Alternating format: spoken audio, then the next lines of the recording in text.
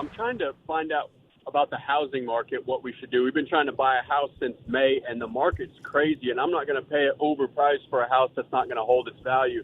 We do have the money, the upfront costs and all that, and I think I heard you say not to invest it. But what do you foresee about the housing market, or should we just totally take that out of our hearts and minds right now about buying a home? No, I don't think you should take that out of your hearts and minds at all. I think that should be a goal to buy a house. I would say this to you. If you are buying a home that you feel like you're going to be able to make a home out of it for the rest of your life or for 20 years or 30 years, then I wouldn't be too overly concerned about buying a house that is overvalued. I've been saying that because it won't matter to you. I remember in the 80s, people in my neighborhood where I lived were all just jumping for joy because of the housing market going through the roof and how much equity they had. And they said, don't you care? I said, are you going to get an appraisal? They were all getting appraisal. I said, no, I'm not paying for an appraisal. What do I need an appraisal for? I don't care that it's up. I don't plan on using my equity as a personal piggy bank, and I'm going to die in this house. So what do I care? It's irrelevant to me. And now it's just so happens that I didn't die there. I moved. I sold the house, but last year at the very top of the market. So it was great.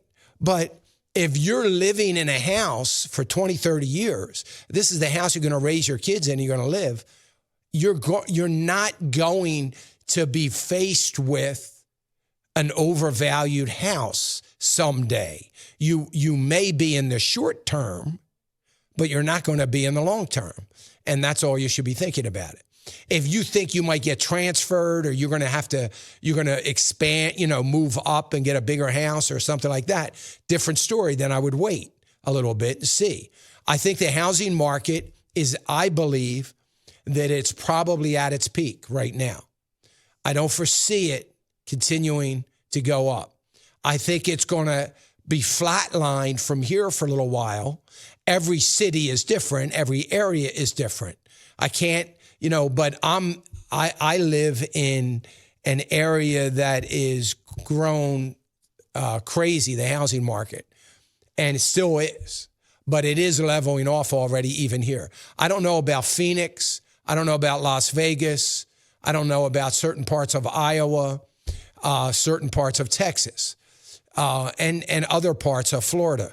But I do know, so they're still hot markets, they're still growing. But I think at some point in time, I think it's close to leveling off. So if you are in the camp that you're going to wait it out, because you're not buying you want to make sure 5-6 years from now, you're not underwater, you still have value there. My goal would be to put as big a down payment down as you can, no matter when you buy, because that gives you a hedge against being overvalued. So if something does come up where you do have to sell, you've got some equity to lean on so that you're still getting money out and don't have to write a check at settlement for selling your house. So that's really important. You should be worried about that. But I think don't invest the money. You'd be insane to invest the money. Leave it go. Just keep it in a savings account. If you feel like you have to make money on it and you don't want to be in a savings account, then go ahead and invest it. But it's very, very risky because if you're investing your down payment money and the housing market comes crashing down, guess what else is crashing down? The market. So your investments now, your $20,000 that you had might be $11,000.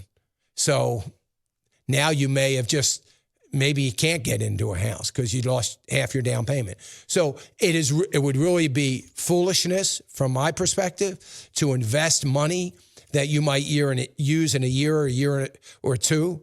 I wouldn't do it. But I would just assess if you think you're buying a house to stay in for a very long time, I wouldn't be so concerned. I would take the low interest rates now and I would keep looking. So I would try to find a deal. Maybe you get something. I would just keep keep looking, or find a neighborhood, that you want to be in, and it's a something you can afford. I wouldn't be worried too much about it. Otherwise, I would sit tight, do not invest the money. Hey, remember to click the subscribe button right here on the screen. And don't forget to hit the notification bell so you'll be notified when new content is added. And more importantly than anything, you don't want to miss all 3 live hours of Financial Issues every day from 9 to noon. And you can watch it on FISM.tv. That's FISM.tv.